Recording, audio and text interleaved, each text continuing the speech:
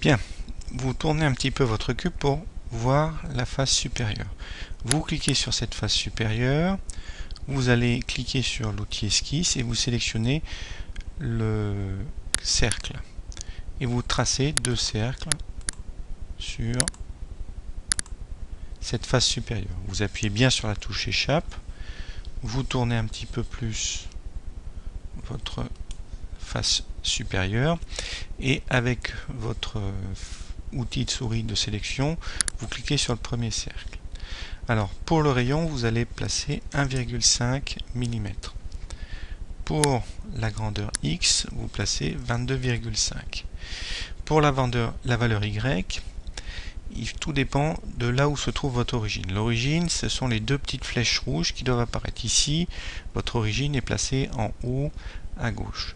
Mais elle peut se placer aussi en bas à gauche ou à droite. Alors si elle est en haut, pour la valeur Y, vous marquez moins 46. Comme ceci. Si par contre l'origine est située en bas, il va falloir placer 4 mm. Alors un schéma explicatif remonte tout ça. Vous avez ici le plan de la carcasse et lorsque vous zoomez sur cette partie, vous avez tous les paramètres. Donc ce trou qu'on est en train de réaliser est situé à 46 mm de la face arrière de votre carcasse, mais à 4 mm de la face avant. La même chose, le trou arrière de votre carcasse que l'on va placer dans la carcasse va se situer à 14 mm de la face arrière et à 36 mm de la face avant. Alors ce deuxième cercle, 1,5 mm pour le rayon, toujours 22,5 mm pour la valeur X et moins 14 pour la valeur Y. Si votre origine n'est pas à cet endroit mais à cet endroit, ce ne sera pas moins 14 mais plus 36 mm. Vous validez et vous quittez votre esquisse. Vous sélectionnez l'esquisse, vous cliquez sur l'onglet fonction et vous demandez à faire un trou. Le trou proposé est de 50 mm. 50 mm c'est beaucoup trop puisque ça traverse entièrement la pièce. Vous allez faire un trou de 25 mm. Comme ceci. Vous validez bien l'enlèvement de matière et vous avez donc les trous qui ont été réalisés. Vous sélectionnez une deuxième fois la face supérieure. Vous allez sélectionner les outils dans le menu esquisse.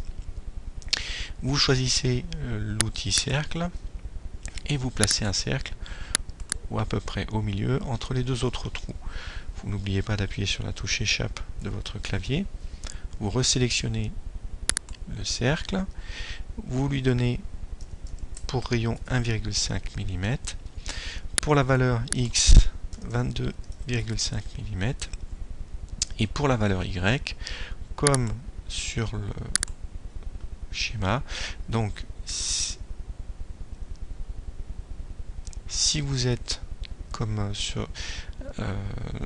votre origine se trouve sur la face arrière de votre carcasse, à ce moment là vous mettez 30 mm. Si par contre elle se trouve sur la face avant de votre carcasse, vous mettez 20 mm. Donc ici 30, nous allons marquer moins 30 mm. Comme ceci, vous validez ce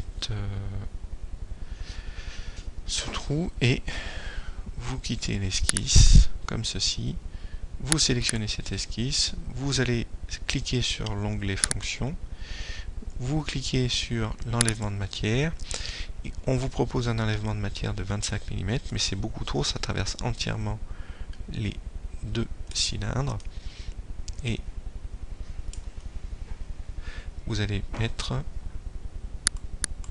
6 mm pour juste traverser et arriver au premier cylindre du tiroir.